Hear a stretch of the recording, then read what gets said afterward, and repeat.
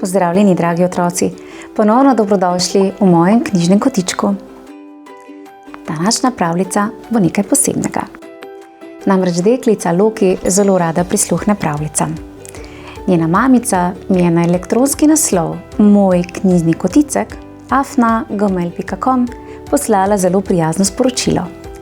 Predlagam, da se udobno namestimo in prisluhnemo eni izmed ljubših Lokijinih pravljic z naslovom Prihaja Nodi, Nodi išče Mavrico.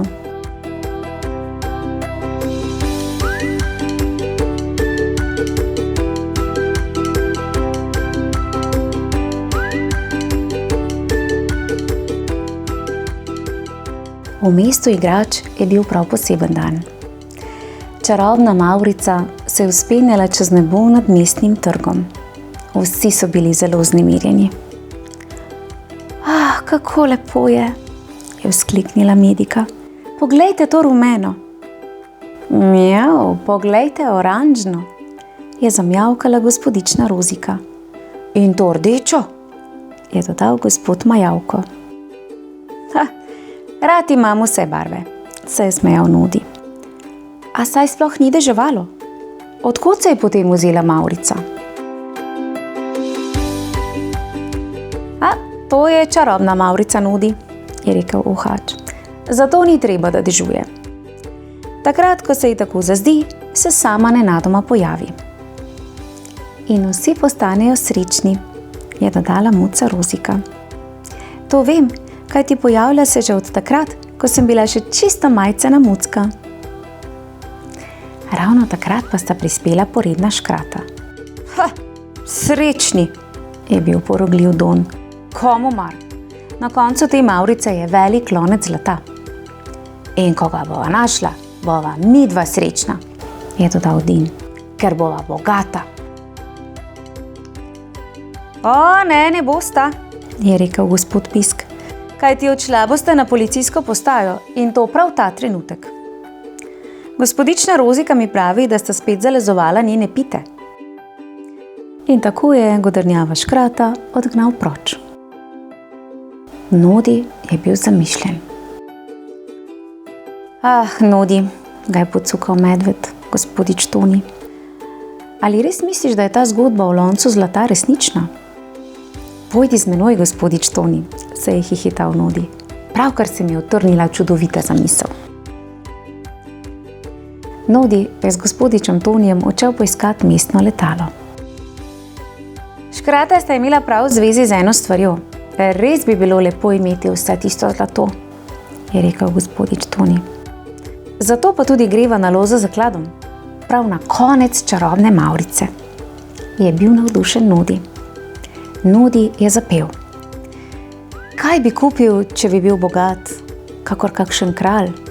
Zmaje, sladke lizike, vlake, čokoladne tramvaje. Vsak imel bi zlato hišico, lipe iz srebra. Prav zabavno bi bilo, če bil bogat bi, kar se da. Torej, kaj še čakava? Slediva Mavrici. Ni dolgo trajalo, da so se prijatelje pripravila in že sta poletela v nebo. Komaj že čakam, da bova našla tisti zaklad, je srečno zavzdihnil gospodič Toni. Potem pa je Nodi opazil, kam jo Mavrica vodi. Črni gozd. Mogoče pa na vse zadnje sploh nočem tistega zlata, se je prestrašil gospodič Toni. Vendar se Nodi ni tako hitro vdal. Z letalom je pristal prav sredi črnega gozda. Za menoj, je rekel pogumno. Svetlikajoča se v mraku se je čarobna Mavrica raztezala tik pred njima, a v polmraku so vanjo mežikale grozne oči. Tole mi ni prav nič všeč, je godrnjal gospodič Toni in tekel za svojim prijateljem. Nenadoma je bil tam konec Mavrice in tam na gričku je stal lonec poln bleščečega se zlata. Našla sva zaklad, je zakričal Nodi in prijatelja sta od veselja zaplesala. Potem pa je Nodija prešinila strašna misel. Počakaj, morda čarobni urok varuje ta lonec zlata, bodiva raje previdna, je dejal. Nenadoma je gospodič Toni začutil, da ga je nekdo potrepljal po hrbtu. Si ti za menoj, Nodi?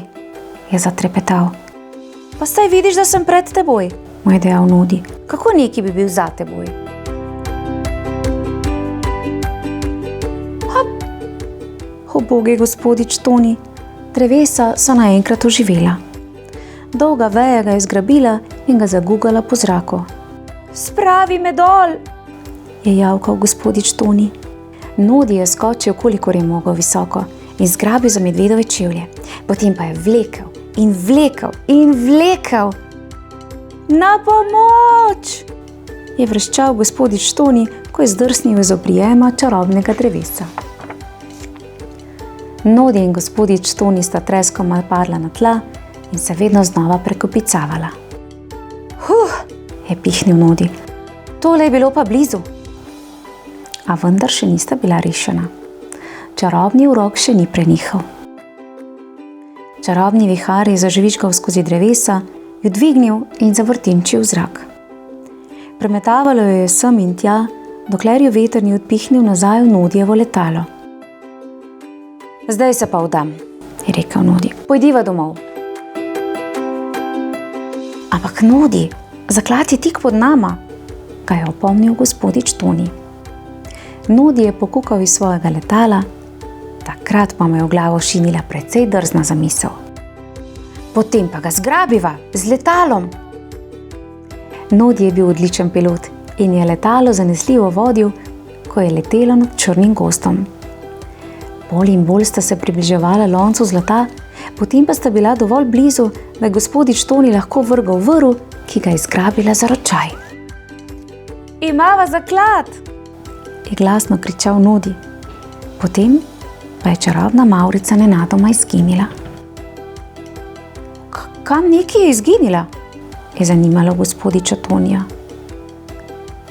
Ne vem, je odgovoril Nodi. Vem pa le nekaj.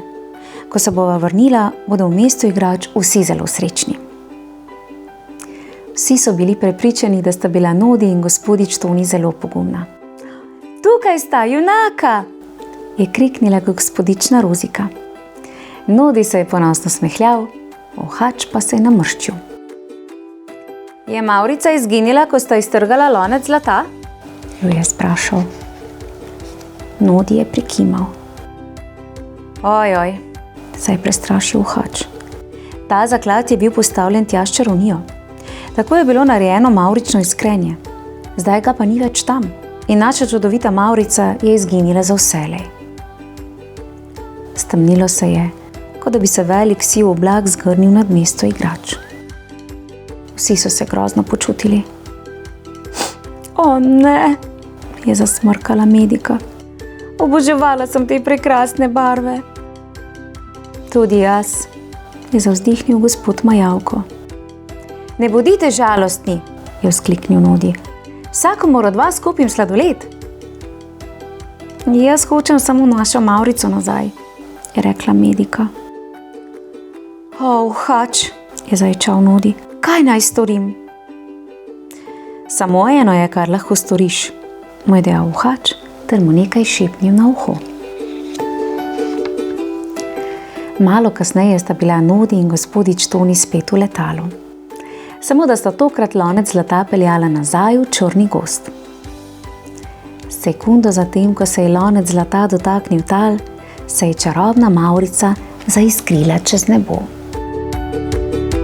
Čez mesto igrač se je zableščala svetleje, kot se je bleščala kadarkoli poprej. Opravila sva, gospodič Toni, se je smejal Nodi. In zdaj mislim, da si oba zasluživa velik sladoled. Kako se ti zdi? In gospodiču Toniju je bilo še kako prav. Ja, tole pa je bila mavrična pravljica, kaj ne? In dalečkrat Nodi nagajil, a tudi pogumen, ki se loti vsakršnega izziva. Tokrat mu je uspelo najti zaklad na koncu mavrice. Tudi sama sem že slišala, da naj bi na koncu mavrice obstajal zaklad. A priznam, da še nikoli nisem šla in pogledala, če je temu res tako. Ampak sedaj verjamem. Poleg tega pa nas mavrične barve pomirijo in razveselijo. In že to je tudi zaklad. Loki, najlepša hvala za idejo o čudoviti pravljici. V mojem knjižnem kotičku pa lahko prisluhnete še pravljici Medvedek Mavri in Gosenica, ki je tudi zagotovo nekaj posebnega. Lepo se imejte, pošiljam pa en prijeten pozdravček Loki, ter pa seveda vsem ostalim, ki tako radi poslušate pravljice v mojem knjižnem kotičku. Lepo se imejte in uživajte otroške dni. Čau, čau! No, pa ti je uspelo najti. Bravo!